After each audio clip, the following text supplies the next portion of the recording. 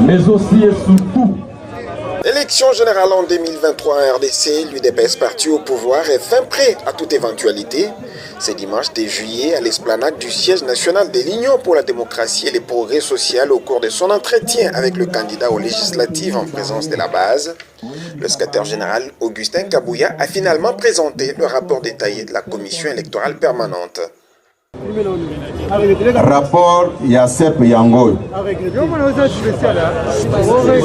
Rapport Yasep Yangoyo.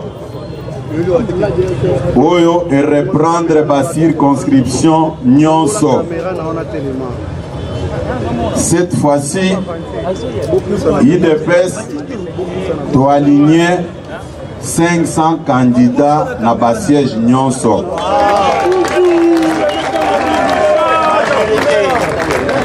Contrairement à Bamboula Oeleka Sima. Une autre bonne nouvelle, c'est que la quasi-totalité de ces candidats alignés sera prise en charge par le parti.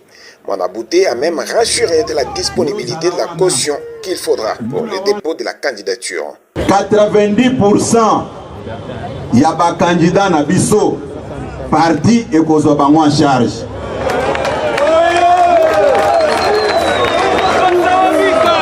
Oui, nazoye bisabino biloko alikolo te. Ba moyen eza déjà naza na yango pour payer la caution. Nayaki pona ko annoncer bino yango. Nde yango siko naza koyebisa bino boye. Lobi soki ba voter yo kozala arrogante, kozala orgueilleux. Puisque biso tozali awa toza komouye ba mayo na biso pona bino po bitumbo ndenge za boye eza facilité toyokani malamu bozala courtois na parti nde eza koaligner bino sikoyo parti nde eza kosala ke to convaincre ba combattant to expliquer bango bapesa bino bavoi na bango tolingi teke soki bavote yo ekomi makambo ya diplôme na yo base na yo soki eza mpona base na diplôme tika biso ampe kende kosala biloko wana IDPS viva tolingi te lobi soki oza eli tomona makambo neti tomonaki bambulu elekaki te. Oh non, eza ba moyen nanga natiaki anje nde salaki ke ba voter ngai. Nafutaki caution nga moko. Nde yango na lobi que cette fois-ci pour couper court à ça, le parti va payer la caution. À l'occasion, le chef de l'administration de l'Union pour la démocratie et le progrès social a invité les alliés ayant souscrit à la mosaïque d'apprêter les listes de leurs candidats afin qu'ils soient présentés à la base par lui. Oyo ya ba mosaïque, c'est une réalité. Toyokani malam. Nazoze la paix ba rapport ya bandeko bandimiko travailler na ba mosaïque puisque loi électorale ne permettre makamboana to violer loi te. Toyokani ino ba membre ya parti ba o ba postuler te. Candidat nyonso ngana ko lakisa bino aza candidat oyo ya tata mokonzi ya ekolo bo vote ye en dehors ya bato yo comme parti politique toko lakisa bino bato na ko lakisa bino pe bato mususu oyo bakoza na liste ya IDPS te il faut bo voter bango toyokani.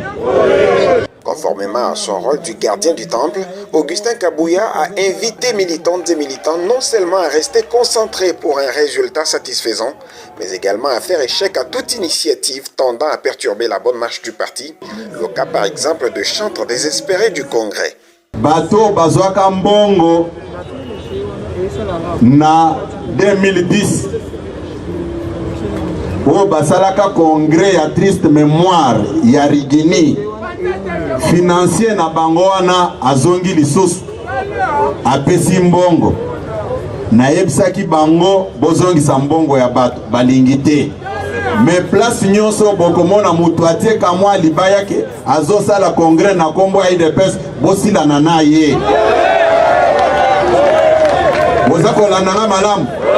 Soki na kati ya ville awa bokutani na mutu atie mwa libaya na yeke o biso tozosala kongre awa bosilana na mutu wana naza kolobango awa tokoki ko mettre en danger vie ya bato nyonso te mpona baintere ya baindividu moko boye te toyokani.